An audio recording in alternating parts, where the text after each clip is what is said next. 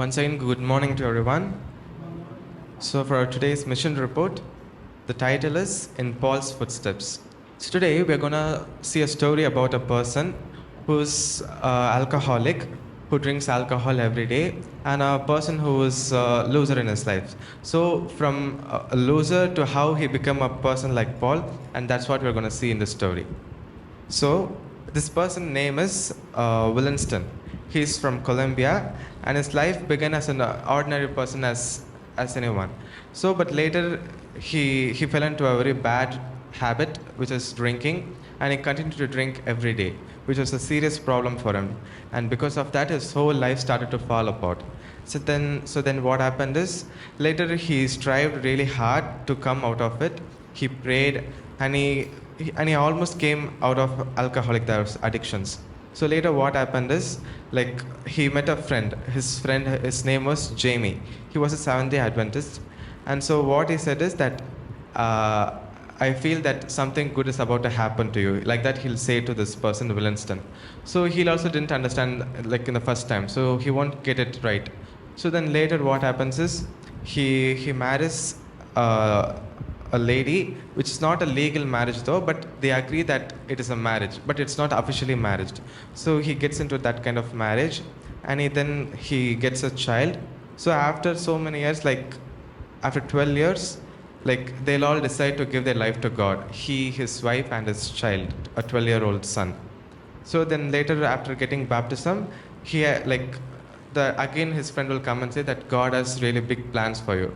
And like that he'll ask what do you mean by that. So he'll say that I had a dream about you. In that dream that you were like Paul, you were going to be like Paul, like that he'll say. So he couldn't believe his friend, but he continued to pray to God. So then what happens is that he had an idea. So that idea was to save the alcoholic. So once, like how he used to struggle as alcoholic, he wanted to save other people. So he says this idea to his friend Jamie, and he also agrees to do with this.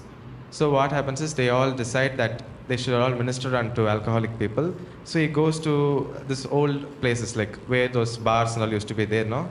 So they go to those places, and he starts to approach some of them, and he calls them for Bible studies. And not all of them came, only a few number came, but he was still happy with that. So at the start, they all started in his house, like he teaches about Bible to those people, and everything was going fine. But soon after, like days, after by months, those small groups started to become really big. So like first they started at a house, and then they rented a place to worship, and then this group became so big that now they had to have a real place for them. So what happened is he wanted to build a church. But it is not an easy job, because you have to raise funds for that. So then what he'll do is he'll ask people for money to like support them. But there won't be any progress. But he won't be disappointed of that. So he'll continue to pray, and he'll ask money from people. So then later what happened is there was a bar which was about to be sold for low price. So he goes to that place, and he just remembers that was his old bar, like when he used to come there and he used to drink a lot. So the owner of that place, he'll recognize him, and he'll ask, you are that person who used to drink a lot, right? He'll ask. And he'll say, oh yes, I am that person, but now I'm changed. And that person will say, yeah, I can clearly see that it has changed. So like that they'll be talking, and still the amount will be really high. So what he'll do is he'll ask money, and he even took money from other people as a like loan. You have to pay it back. So after all those things, he bought money, he renovated that bar, and he changed it into a church.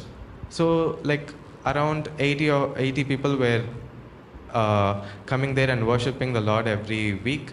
So everything was going fine. So now he's division leader over there. His work is to approach alcoholic people, and he converts many other people. And up to now, they have given baptism to 80 people, and they have brought a lot of souls to God.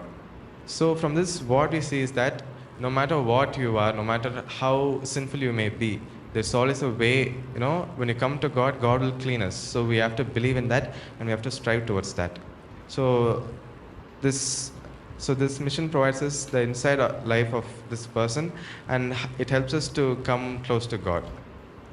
And thank you for giving a generous offering to this church to build more spiritual emphasizing places. Thank you.